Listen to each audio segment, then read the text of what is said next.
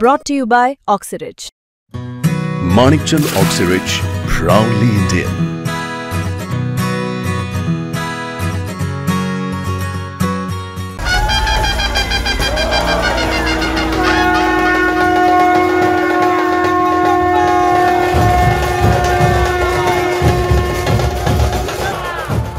गणपती बाप्पा मोरया, मंगल मूर्ती मोरया.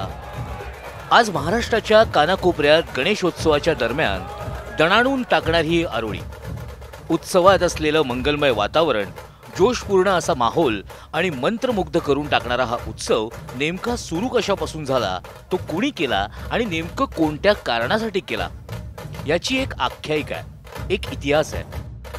आणि हा इतिहास नेमका रचला गेला कुठे, याची एक जबरदस्त कहाणी आता आम्ही तुमच्यापर्यंत मांडणार आहोत.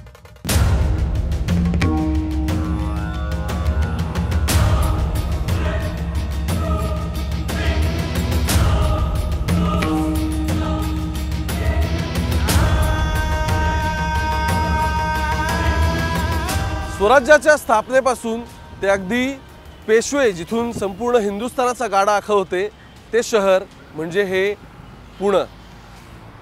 फक्त इतिहास आणि वारसा इथपर्यंत मर्यादित गोष्टी नाहीत, तर स्थापत्यकलेपासून ते आजवर या संपूर्ण 21व्या शतकात पसरलेलं हे पुणे. पण सगळ्यात महत्त्वाचं काय, जिथे मी आत्ता उभा आहे, इथून अगदी 100 मीटर अंतरावर असलेला शनिवार वाडा, पलीकडचा विश्रामबाग वाडा, आणि आज ज्याबद्दल आपण बोलणार आहोत तो म्हणजे क्रांतिकारक भाऊसाहेब रंगारी यांचा वाडा. खरं तर ही स्मारक आणि तिथून पुढे उभं राहिलेलं त्याच्यासमोर ह्या संस्कृतीचा वारसा घेऊन चाललेलं हे पुणे शहर.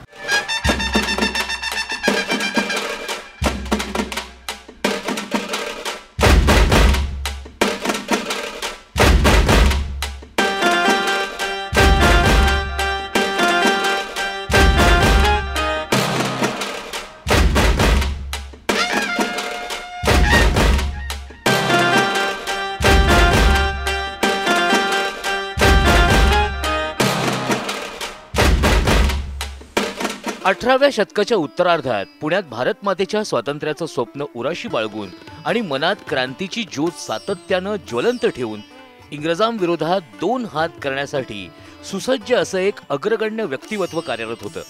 ते म्हणजे श्रीमंत भाऊसाहेब रंगारी उर्फ भाऊ लक्ष्मण जावळे.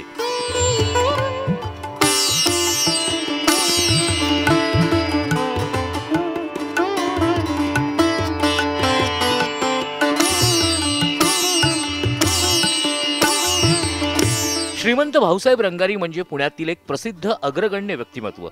श्रीमंत भाऊसाहेब लक्ष्मण जावळे हे त्यांचं पूर्ण नाव. श्रीमंत भाऊसाहेब रंगारी हे राजवैद्य होते. राहत्या घरी त्यांचा धर्मार्थ दवाखाना होता. देशभरातून त्यांच्याकडे उपचारासाठी पीडित रुग्ण येत असत. हा वाडा आत्ता आपण जिथे आहोत हा शालूकारांचा बोळ म्हणून प्रसिद्ध होता, कारण त्या काळी ही सर्व मंडळी ह्या लेनमध्ये जी राहायची हे शालू रंगवायच्या व्यवसायात होती. आणि भाऊसाहेब रंगाऱ्यांचा व्यवसाय शालू रंगवायचा होता, म्हणून ते रंगारी म्हणून असे प्रसिद्ध होते. तर नुसतं हा जरी मूळ व्यवसाय त्यांचा शालू रंगवायचा असला तरी ते एक मोठे राजवैद्य होते, ते मोठे क्रांतिकारक होते आणि त्यांची आध्यात्मिक पातळी पण उच्च होती. शालू रंगवता रंगवता भाऊसाहेबांनी आपल्या भारत मातेच्या स्वातंत्र्याचं स्वप्न सुद्धा रंगवलं. ब्रिटिशांच्या तोडा फोडा राज्य करा या दडपशाहीच्या धोरणात आपला समाज भरडला जातोय आणि स्वातंत्र्याच्या विचारापासून सर्वसामान्य माणूस दूर जातोय, ही बाब भाऊसाहेबांना अस्वस्थ करत होती. सन 1892च्या सुरुवातीला भाऊसाहेबांचे स्नेही सरदार कृष्णाजी काशीनाथ उर्फ नानासाहेब खाजगीवाले ग्वाल्हेरला गेले होते. तिथे त्यांनी तेथील संस्थानिक दरबारामध्ये सर्व प्रजेला बरोबर घेऊन गणेशोत्सव साजरा होत असताना बघितला व पुण्यात परत आल्यावर त्यांनी भाऊसाहेबांशी या विषयावर चर्चा केली. अगोदरच भाऊसाहेबांच्या मनात ब्रिटिश साम्राज्याविरोधात करावयाच्या कारवायासंदर्भात खल सुरू होता. अशा पूरक वातावरणात आपले स्नेही सरदार नानासाहेब खाजगीवाले यांच्यासोबत झालेल्या चर्चेमधून भाऊसाहेबांना क्रांतीची वाट आणखी सुकर झाली आणि त्यांच्या मनामध्ये सार्वजनिक गणेशोत्सवाची कल्पना मूर्त स्वरूप धारण करू लागली आणि भाऊसाहेबांचा विचार पक्का झाला आणि भाऊसाहेबांनी आपल्या राहत्या वाड्यात आपल्या सहकाऱ्यांची एक बैठक बोलावली.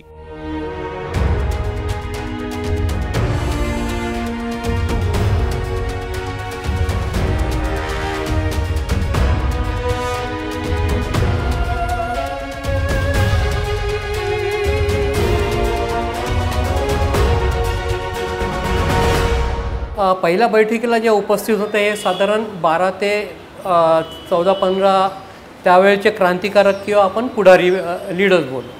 त्यातले आम्हाला जे काही त्या काळच्या क्रांतिकारकांचे पुढाऱ्यांचे फोटो आम्हाला जे मिळालेत ते आपण या पहिल्या मजल्यावर या वाड्यात आपण डिस्प्ले केलेले आहेत. त्यात घोटवडेकर आहेत, खाजगीवाले आहेत, नंतर तरोडे आहेत, दंताळे सराफ आहेत आणि तुम्ही बघताय यांचा इथे आपलं काशीनाथ ठकोजी जाधव हे मेन होते.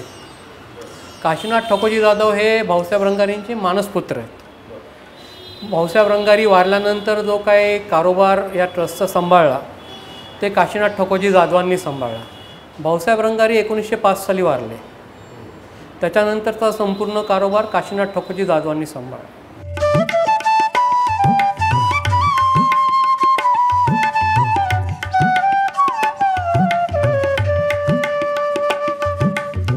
पण गणेशोत्सवाबरोबरच भाऊसाहेबांनी बांधलेल्या वाड्याची ही कहाणी अनोखी आहे. पुण्यात तुम्ही याआधी बरेचसे वाडे बघितले असतील, पण आत्ता ज्या अगदी लाकडी बांधकामाच्या वाड्यामध्ये मी उभा आहे तो हा बाकीच्यांपेक्षा वेगळे असण्याचं सगळ्यात मूळ कारण काय, तर त्याचं नाव आहे ते म्हणजे भाऊसाहेब लक्ष्मणराव जावळे, म्हणजेच भाऊसाहेब रंगारी.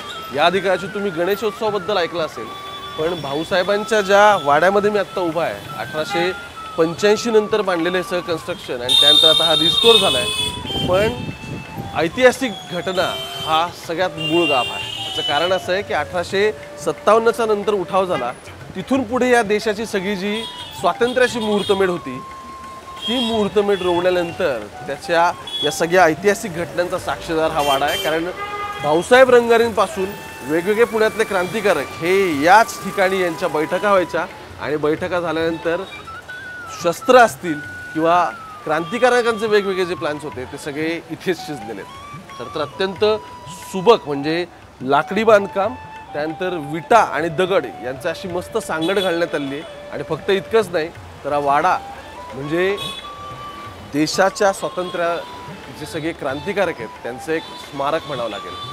फक्त इतिहास नाही तर इतिहासासोबत संस्कृतीची सुद्धा सांगड म्हणजे हे भाऊसाहेब रंगारींचं स्मारक.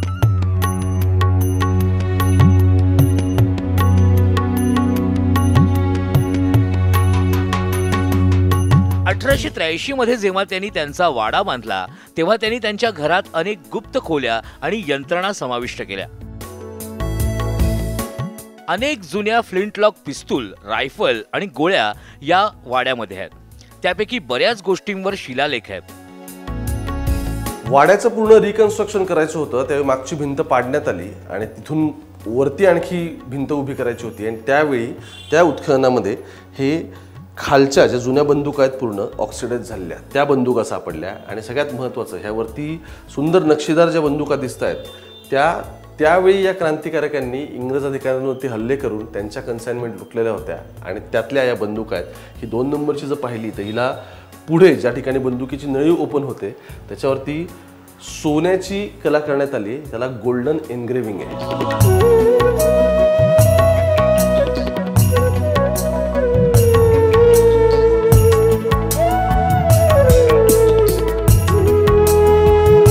वेस्ट ब्रोमविचच्या थॉमस विथर्स यांनी बनवलेली एक प्राचीन लोखंडी तिजोरी देखील आहे. येथे एक गुप्त ट्रॅप दरवाजा आहे जो एकेकाळी शस्त्र आणि शस्त्रास्त्र लपवण्यासाठी वापरला जात असे. प्रवेशद्वाराला एक अद्वितीय कुलूप यंत्रणा आहे ज्याचं ज्ञान त्या काळात घरातील काही निवडक लोकांनाच होतं, जेणेकरून फक्त तेच त्या ठिकाणी प्रवेश करू शकतील. जसं आपण आता वाड्यात आत येतो तेव्हा एक लॅच आहे की आतमध्ये जर बैठक चालू असेल आणि त्यांच्या टीममधलं कुणाला यायचं असेल तर कुणालाही डिस्टर्ब न करता तो माणूस आत येईल आणि परत दरवाजा बंद करू शकेल. ही एक सिस्टम आहे. दुसरी आणखीन एक सिस्टम त्या काळची सेंट्रल लॉकिंग सिस्टम आहे की आतमध्ये बैठक चालू आहे आणि समजा समोर आतमधनं दिसतंय मेन दरवाजाच्या इथे कोण आलं आहे, ती पण एक अशी सोय केलेली आहे त्यांनी की जर काय मेन डोरच्या इथे जर कोणी आलं आणि जर काय तो ब्रिटिशर असेल त्याच्या पेहनाव्यावरनं ते खाली बसलेले असताना बैठकीत दिसकळून येतं की हा भारतीय का ब्रिटिशर आहे. जर ब्रिटिशर असेल तर आतमध्ये बसून ते 3 दरवाजे एका वेळेला लॉक करू शकायचे. घराच्या खोलवर एक गुप्त जागा होती जिथून येणाऱ्या पाहुण्यांवर लक्ष ठेवता येत असे. तळघरात एक लपलेली खोली देखील आहे जिथे एखादी व्यक्ती काही दिवसांसाठी साहित्य आणि रेशन घेऊन लपून राहू शकते.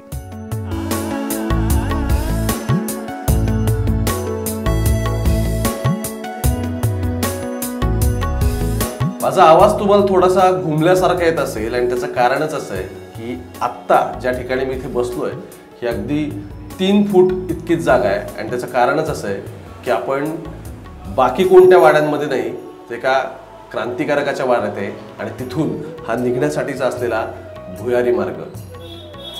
घरात एंटर केलं या वाड्यामध्ये की पुढे आल्यानंतर एक कॉमन एरिया लागतो आणि तिथून खाली जाण्यासाठी हा संपूर्ण रस्ता तयार करण्यात आला आहे. ब्रिटिशर्स आले किंवा अटॅक झाला आणि आतल्या बैठकांबद्दलची कोणती माहिती मिळाली तर एस्केप रूट काय असावा तर त्याच्यासाठी वाडा बांधताना भाऊसाहेब रंगार यांनी त्याचा पण विचार केलेला होता. आणि याच्या पाठीमागे जिथून मोरी आहे त्याच्या पलीकडून ही संपूर्ण वाट खालच्या बाजूला निघते.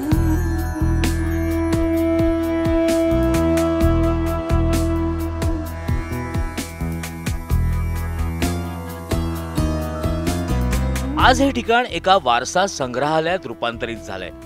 इथे येणारे पर्यटक हवेलीतील शस्त्रास्त्रांचा संग्रह आणि गुप्त ठिकाणं आणि यंत्रणा पाहू शकतात. संग्रहालयाच्या सभोवताली भाऊसाहेब रंगारी आणि हवेलीचा इतिहास स्पष्ट करणारे माहिती फलक आहेत. तसेच हवेलीची मनोरंजक माहिती आहे.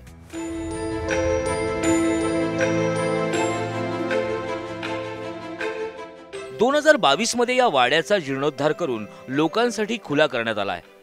2022 साली जीर्णोद्धार केल्यानंतर वाडा जसाच्या तसा बनवण्यात आला.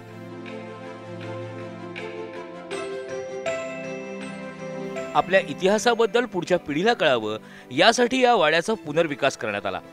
वाड्याचं नूतनीकरण करताना वाड्यात कोणतेही नवीन साहित्य वापरलं गेलं नाही. वाड्यातील प्रत्येक वस्तू जशीच्या तशी ठेवण्यात आली.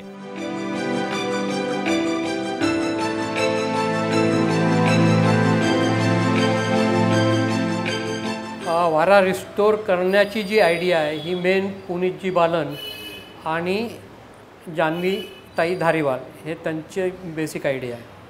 ते पुढे आले, त्यांनी पुढाकार घेतला आणि त्यामुळे हे रिस्टोरेशन झालं आणि आज आपण जे काही बघतोय हे त्यांच्यामुळे आपण बघतोय. ह्या रिस्टोरेशनला जे काही लागलं तर आम्हा टोटल सपोर्ट हे पुनीतजींनी सपोर्ट केलेलं आहे.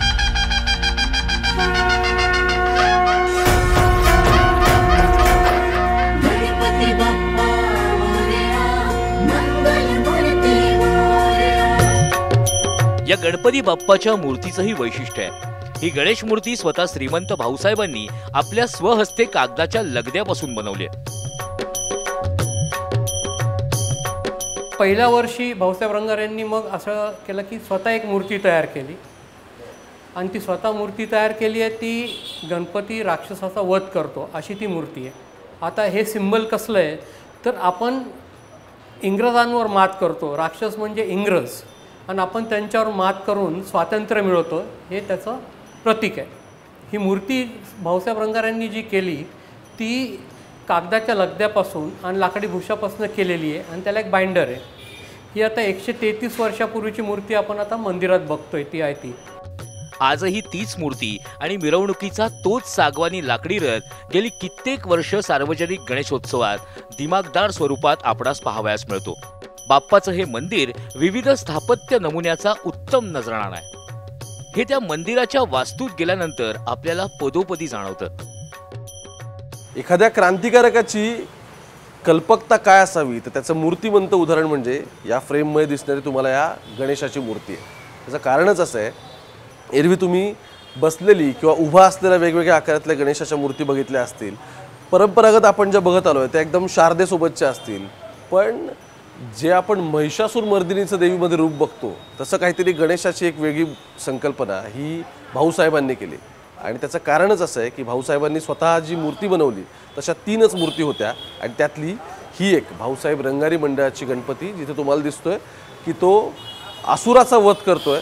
आणि असा गणेश अगदी रेअरली बघायला मिळतो, अगदी क्रांतिकारकांच्या भूमिकेसारखा की जो अत्यंत रिबेलियस आहे. सार्वजनिक गणेशोत्सवाची मुहूर्तमेढ ज्या वास्तूत रोवली गेली आणि हिंदुस्थानाच्या सामाजिक जीवनात लोक चळवळीचा नवा अध्याय ज्या वास्तूच्या साक्षीने रचला गेला ती वास्तू म्हणजे श्रीमंत भाऊसाहेब रंगारी यांचा राहता वाडा. क्रांतिकारकांचं माहेरघर असणारी ही वास्तू म्हणजे भारतीय वास्तुकलेचा उत्तम नमुना. देश विदेशातील अनेक नागरिक या वास्तूला आजही भेट देत असतात. अनेक क्रांतिकारी घडामोडींना या वास्तूत मूर्त स्वरूप मिळालंय. समाजाचं प्रेरणास्त्रोत म्हणून आजही ही वास्तू दिमाखात उभी आहे. त्याच दिमागदारपणे ती आजही भाऊसाहेब रंगारी यांनी केलेल्या कार्याचा आणि गणपती बाप्पाचा जय जयकार करताना दिसतेय. वक्रतुंड महाकाय सूर्यकोटि समप्रभ